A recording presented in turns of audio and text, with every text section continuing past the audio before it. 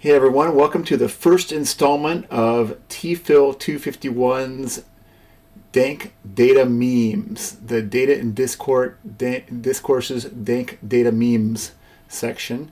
You may have noticed this earlier. It was from last quarter. I took it down. The link is back up now and should access our Dank Memes for data. Now, of course, my tongue is firmly in cheek here because this is a class about using data responsibly and reliably and not about dank memes at all, but you know, it's okay. We'll figure it out. First example here is from Fox Channel 31 Denver. If you look at the new cases per day, you see that they seem to be increasing a little, but they've gone up and down a little bit. However, if you look at the numbers seem to be not quite in line with where the figures are. Let me get my head out of the way and show you what I'm talking about. If we look at the left axis, the vertical axis, also known as the y-axis, what we see is that it goes from 30 to 60 to 90, so 30 increments, and then to 100, so that's an increment of 10, to 130, that's an increment of 20, to 160, that's an increment of 30, to 190, 30, to 240, which is an increment of 50, and then 10, and then 50, and then 50, and then 50. So, I'm sorry, but whoever made this thing didn't know what they were doing. Now, I honestly don't think this is an attempt to mislead. I think it's just incompetent data production. Whoever made this chart had a chart maker, I'm guessing, or maybe they did their own data viz and they just labeled stuff in a convenient fashion, but never do this. Never change the scale in a non-mathematical way on a graphic. Here it skips around in a way that's not predictable. Now, one case where we see the distance between units changing is with an exponential graph. And we've seen a lot of those with respect to the exponential growth of cases and deaths related to COVID-19. That can be a little misleading if you want to downplay the exponential nature of growth. It's quite common, though, because we're interested in charting the trajectory of that growth. In an exponential line, then a straight line means that it's growing exponentially. A flattening line means it's actually decreasing. So it's worth thinking about. This is a terrible chart. Interestingly enough, and I've shared these with you, the same news organization, this is Channel 31, which is the Fox affiliate for Denver, Colorado, has really nice graphics up on its webpage focusing on COVID-19 in Colorado. And here the numbers are the same, the graphs are just drawn the right way. So we see total cases is going up pretty substantially, not really super exponential growth, not super rapid growth, but still pretty alarmingly steep. The total number of hospitalizations is following along in that, and then the number of deaths is relatively minor. Now, if we wanted to be a little bit data analytical, data and discourse discussion of this, one of the things this graphic tends to do is it tends to make the deaths seem relatively minor because there's such a small proportion of that total number of hospitalizations, or even a much smaller number of the total number of cases. So one way of downplaying something is to show that it's a small percentage of something else. I don't think that's the intent necessarily here. Fox News has played some, at the national level, the cable channel has played some real serious games with trying to downplay the extent of the virus or its deadliness. I don't think that's necessarily the case here, but it's worth thinking about what message is being sent. Another graphic of this shows the same sort of thing in terms of new cases. So one way is looking at total cases, one way is looking at new cases. Again, if you have more and more new cases, then you're seeing at least slow exponential growth, but still exponential growth if the number of new cases increases from day to day, and that is in fact what we're seeing here. A little peak in new cases right there around the end of March. One of the problems we're facing here is that we have surges in testing and slumps in testing. We're not testing the same number of people every day. So we might see a little lull over the weekend and then a surge of new cases on a Monday or a Tuesday as testing catches up. And so that's a problematic nature of this, is putting too much stock on each day.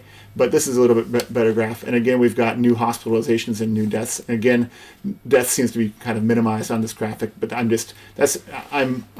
nitpicking the graphic, not really criticizing this so much. What I'm using both of these is to show you how much better both of them are than this piece of absolute garbage. All right, so that's one Dank meme of the day. The other thing I wanted to point out, I use this forum not just as a chance to talk about bad data visualization, but also highlight really good data visualization. If we wanted to really emphasize the scale of the problem, I have a bug buzzing around. I hope it's not too distracting for you all. It's a little distracting for me.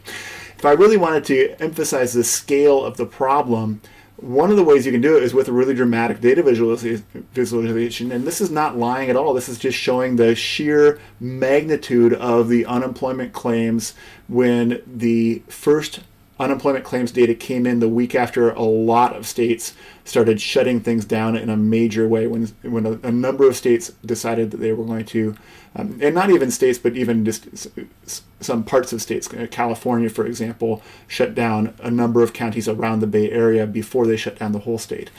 But as we saw more and more businesses being closed because of being limited to only essential businesses in a lot of different places, we saw a massive spike in unemployment claims. And it's hard to really put a figure on that. Like 3 million sounds like a lot of people, but what is 3 million really? Well, the best way to visualize that is by looking at it in comparison to all previous unemployment claims for the last 50 years and see that it's completely unprecedented. We've had major recessions.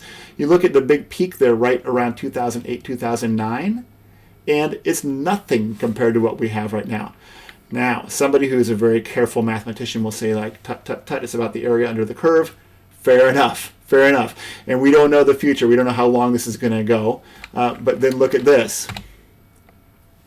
Uh-oh. So the second week wasn't any better. As a matter of fact, it was worse. It went up to 6.6 million from 3.3 million. So the same number of new claims on top of the previous, so double the previous numbers of claims in the second week of the major impact. So this is a really big deal. This is one way of showing the impact to the economy of all this shutdown.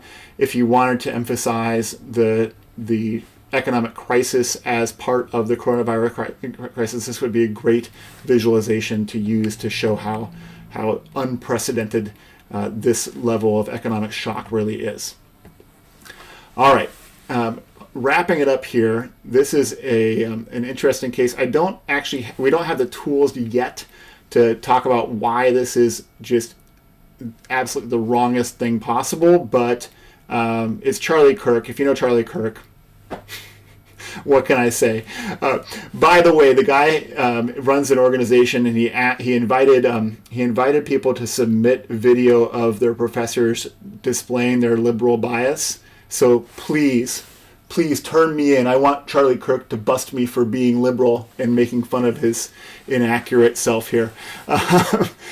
So I don't know where to start with this, except this is somebody who has risen through grift and deceit to a prominent position of relative influence in the media, political economy, as a strong voice of some conservative viewpoints.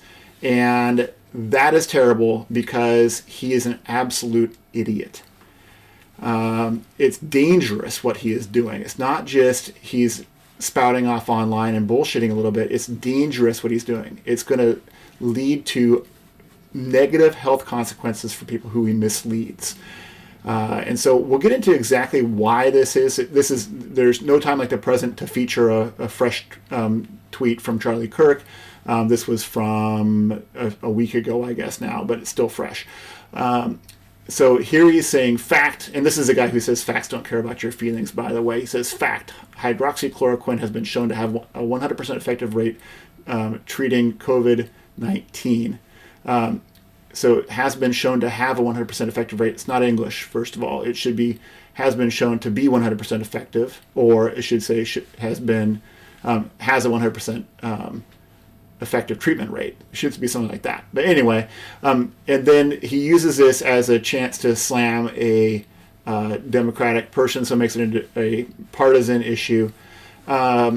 If we knew that hydroxychloroquine was 100% effective, if we had strong evidence for that, I guarantee you that we would be handing it out like popcorn and Skittles in the streets to anybody who looked sick. It's that simple, right? So there's something more than just a data and discourse thing going on here. There's a conspiracy level of thinking going on in Charlie Kirk's mind to think that somehow we know that this drug cures people, and yet the only reason it's not being distributed is because Democrats are evil. That requires a conspiratorial level of thinking, and that goes beyond a lot of what we talk about in this class. We'll nick around the edges of that. So if you're interested in how people think conspiratorially, or why they think conspiratorially, or what the nature of conspiratorial thinking is, we might have a chance to discuss some of that. But suffice it to say that no, we don't know that hydroxychloroquine is safe and effective in treating COVID-19. If we did, we'd be using it. And so this is something that both Charlie Kirk and the president share, is this conspiratorial sort of thinking about this drug is working. We know it works. We just, for some reason, can't use it, or it can't hurt you to try it. We'll talk about how we know what we know about what works for medical treatment, or for policy prescriptions, or for some kind of an effect that we're looking for, curing COVID-19 being one of them in this case, and what our standard of evidence is when we get to the end of our class. We deal with the qualities of evidence and experimental evidence, and why we like randomization and controlled trials, and why that's the gold standard for evidence. When we get all the way to about week 9 is when we get into that. So put a pin in that, about why Charlie Kirk is absolutely talking out the wrong end of his body. But there you have it. There's a good example of a bad data and discourse. Very dank meme, if you will. One more quick example here is this graphic. This is published by the Washington, D.C. Government. And I got it off Twitter from a professor at George Mason, I believe. Don't quote me on that. Don't at me if I'm wrong. Anyway, if you look at this graphic, this is a great example of really poor data visualization. And I believe it might be using Tableau, but honestly, from the font, it looks like Microsoft Excel. That font tells me Microsoft Excel default, like Calibri font. I don't know if that's what speaks to y'all. Anyway, what's wrong with this chart? If you've figured it out already, what it looks like is this is total positives by age, years, and gender. So we've got young people at the top, old people at the bottom. Usually when you do a population pyramid, it starts with young people at the bottom, old people at the top. Whatever, they messed that up backwards. It's not a big deal. We don't know that age is up or down. It's not the traditional way, but that's okay. But if you look at this graph and you glance at it, you see clearly labeled over here on the, well, I'm not in front of it right now, but you can, what the heck, I'll stand in front of it. Let's try it. There we go.